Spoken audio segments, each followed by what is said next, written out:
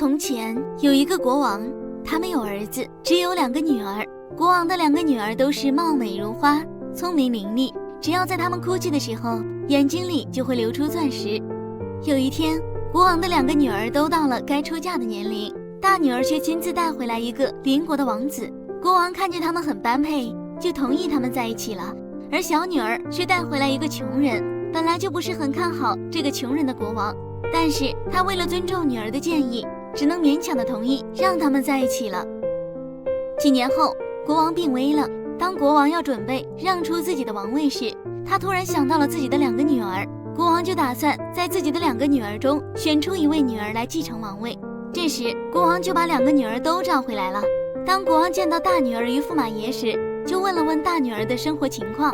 邻国的王子对国王说：前段时间我的国家被别人入侵了，可是幸亏有公主在，我每天都让公主哭，我用公主眼泪掉下来的钻石都拿去招兵买马了。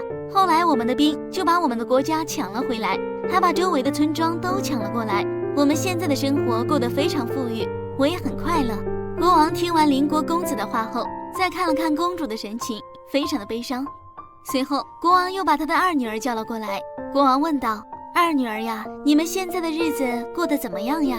穷人回答说：“我们的日子过得很一般，虽然不富裕，但是能够维持我们正常的生活。我与2公主过得很幸福。”国王又说：“仅凭我女儿一滴眼泪流下来的钻石，你们就可以过上富裕的生活，为什么你们还会这么贫穷呢？”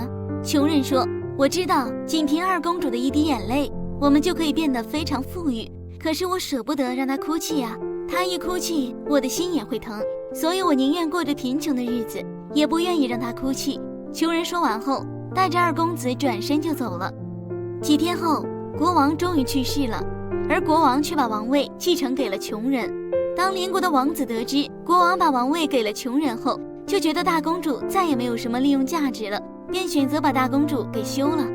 有一天，自从大公主被邻国王子休了后，每天只能在街上流浪，大公主的眼泪再也流不出钻石了，早就被邻国王子利用完了。身无分文的大公主也没脸回去找2公主帮忙，但是为了生活，每天不得不在大街上乞讨。